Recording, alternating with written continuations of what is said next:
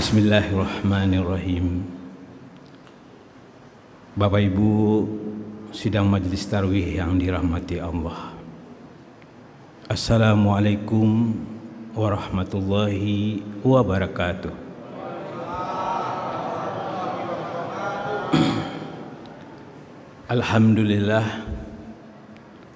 Alhamdulillahillazi hadana lihaza wa ma kunna linahtadiya laula an hadanallah.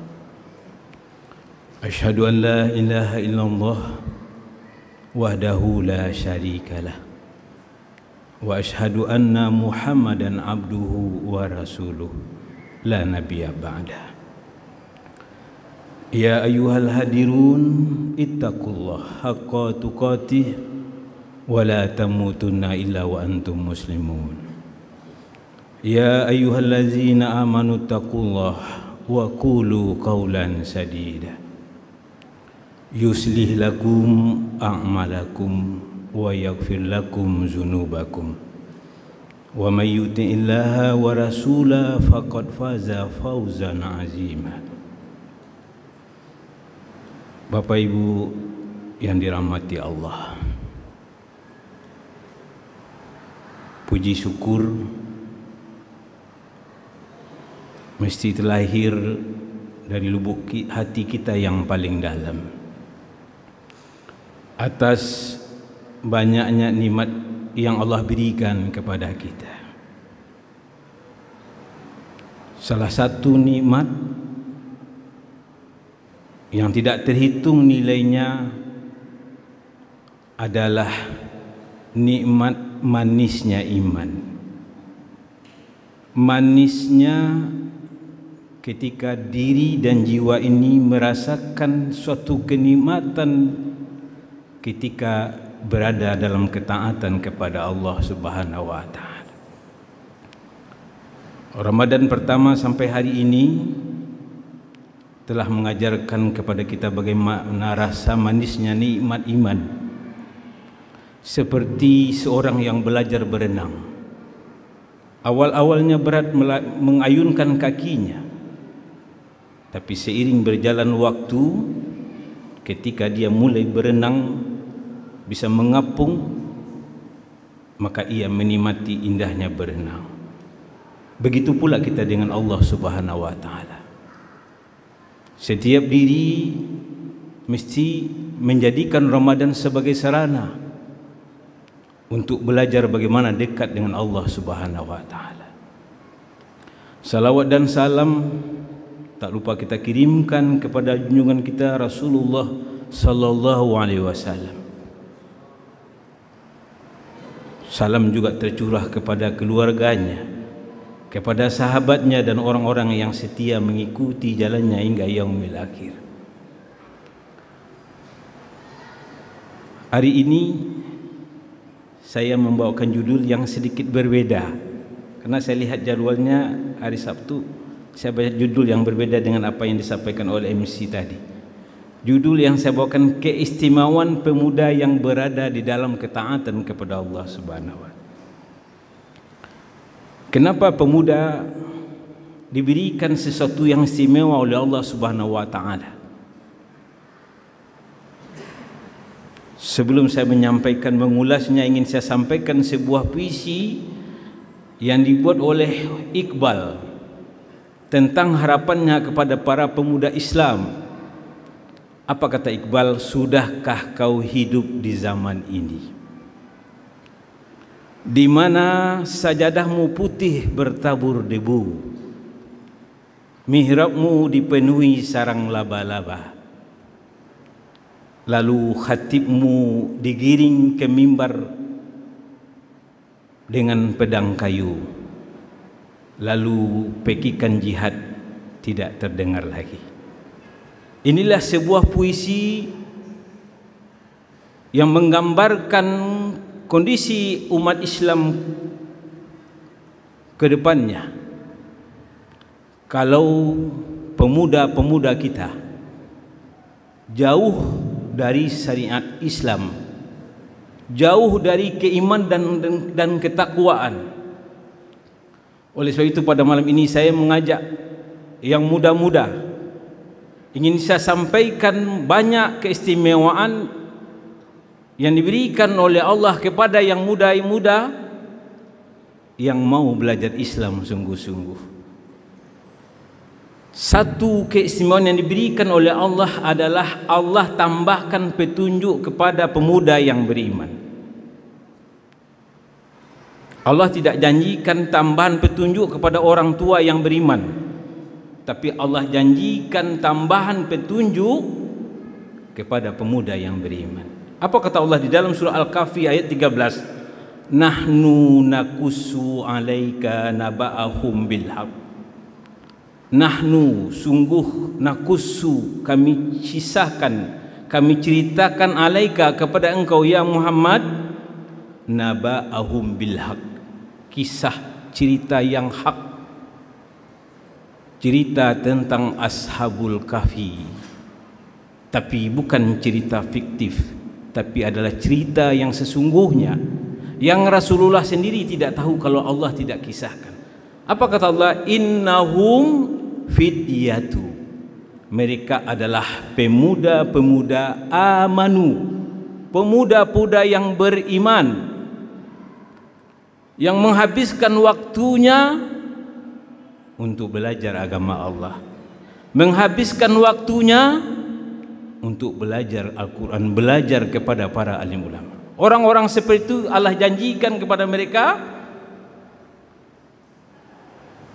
zidnahum huda, Allah tambahkan kepada mereka petunjuk. Lihat bagaimana Allah memberikan tambahan kepada para pemuda-pemuda yang menghabiskan waktunya, yang menyediakan waktunya untuk belajar agama. Rusaknya suatu negara, Bapak Ibu,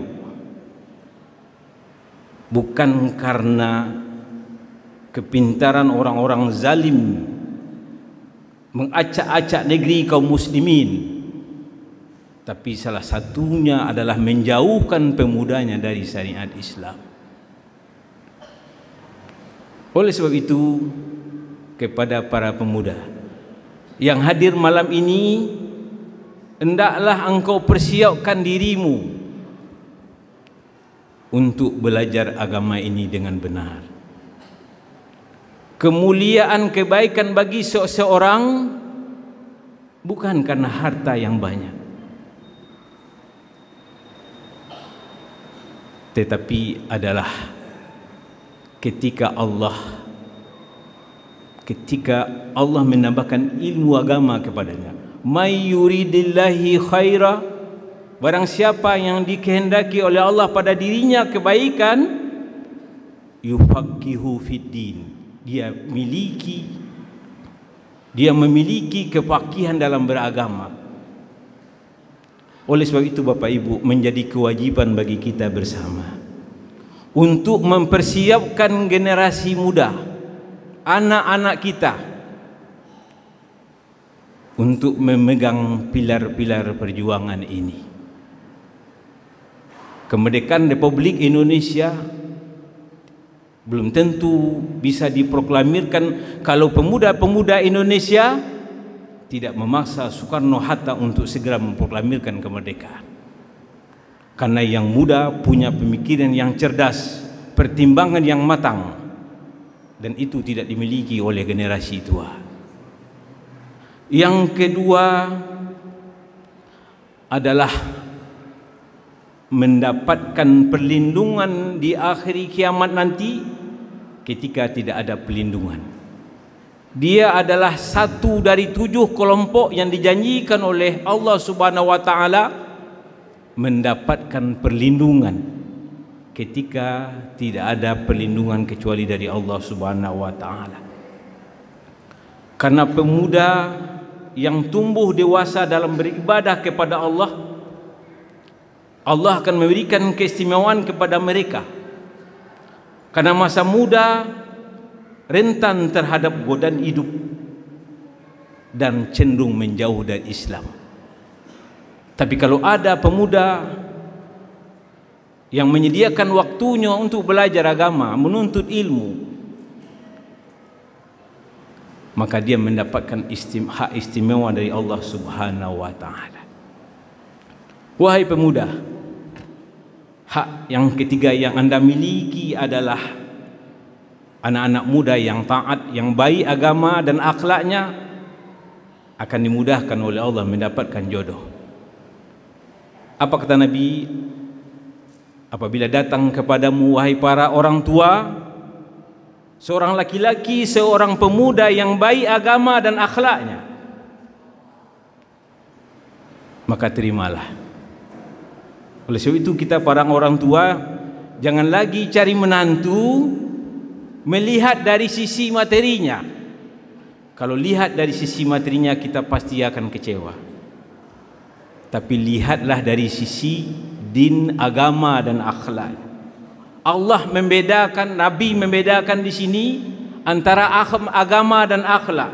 Karena ada orang beragama tidak berakhlak, tapi ada orang berakhlak tapi tidak beragama. Nabi sebutkan pemuda yang datang itu adalah yang baik agama dan akhlak. Makanya para pemuda, saya sampaikan kepada Anda yang hadir hari ini, janganlah Anda cemas dengan pasangan Anda. Jangan takut. Jangan lagi dicemari perjalanan muda Anda dengan berpacaran. Karena berpacaran akan menghabiskan energi, merusak hubungan keluarga, berdosa dan menjatuhkan menjatuhkan kepada zina. Bukankah kita harus jujur kepada diri kita? Di lingkungan kita terdekat, kita dikagetkan anak tetangga kita, anak karib kerabat kita tidak terdengar pernikahannya, tapi dia pulang sudah bawa anak. Atau kita dikagetkan 5-6 bulan setelah peresmian resepsi pernikahannya, dia sudah meminang cucu. Nah, ini menjadi tanggung jawab kita bersama. Oleh sebab itu kepada para pemuda yang hadir hari ini, saya sampaikan Allah telah menjanjikan untuk Anda wanita-wanita yang baik ketika Anda menjaga agama dan akhlak. Apa kata Allah di dalam surah An-Nur ayat 26? Wat-thayyibatu lit-thayyibin wat-thayyibuna lit-thayyibat. Wanita yang baik Allah sediakan untuk laki-laki yang baik, dan laki-laki yang baik Allah sediakan yang baik. Jangan cemas dengan jodoh. Yakinlah, perbaiki diri Anda, perbaiki agama dan akhlak Anda. Allah sediakan wanita yang terbaik yang akan menjadi pasangan hidup Anda, yang akan membawa Anda menuju keselamatan dunia dan akhirat. Yang keempat, kelompok pemuda, kelompok yang disayang Rasulullah sallallahu alaihi wasallam. Sampai-sampai Nabi memperhatikan mana usia-usia yang sudah pantas menikah. Nabi ajak untuk segera menikah.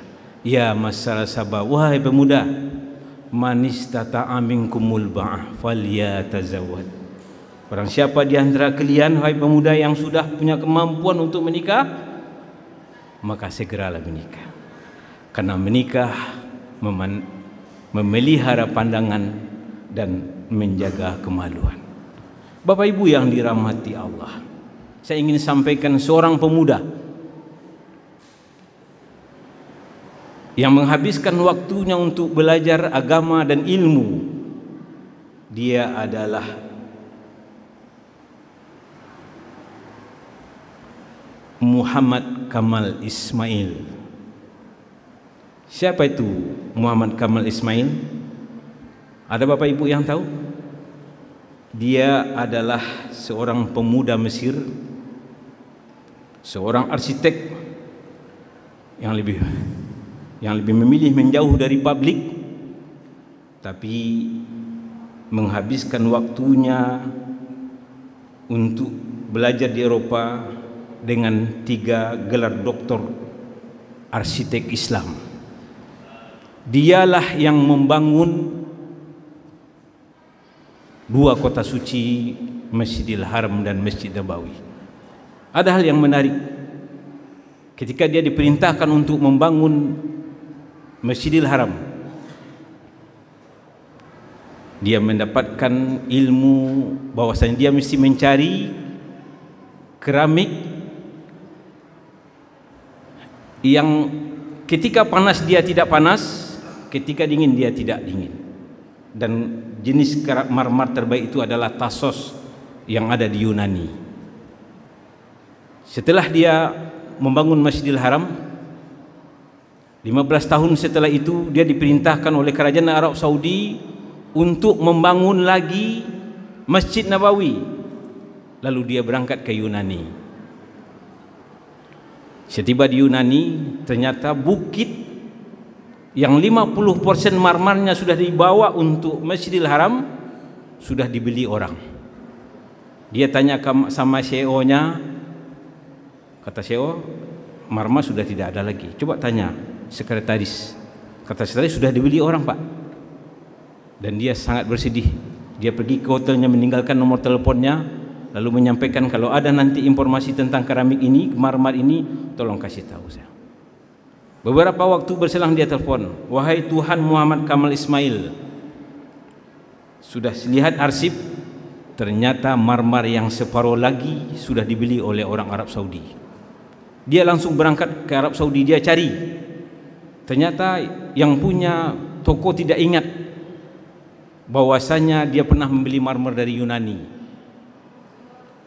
Lalu setelah diperiksa ternyata marmer itu tidak terjual. Tidak ingat dia.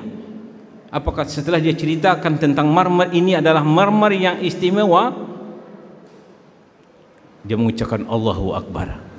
Bagaimana bisa 15 tahun marmer yang sudah saya beli tapi tidak teringat oleh saya untuk menjualnya. Dan dia ceritakan marmer ini untuk Masjid Nabawi. Apa kata Muhammad Kamal Ismail? Tolong ini cek, tulis oleh Tuan berapa angka yang Tuan kehendaki. Apa kata yang punya keramik? Kalau ini untuk Masjid Nabawi, 1 dirham pun saya tidak akan ambil uangnya. Bayangkan Bapak Ibu, begitu Allah memberikan kemudahan dan sesuatu yang istimewa kepada kedua kota suci. Jadi kalau Bapak Ibu pergi haji, pergi umrah, kalau berjalan tengah hari, marmernya tidak panas. Kenapa? Marmer itu adalah marmer istimewa dari Yunani yang hanya ada di Masjid Nabawi dan Masjidil Haram. Mudah-mudahan yang sedikit ini bermanfaat buat kita bersama. Terima kasih atas perhatian, mohon maaf atas segala kekurangan. Wabillahi taufiq wa hidayah. Wassalamualaikum warahmatullahi wabarakatuh.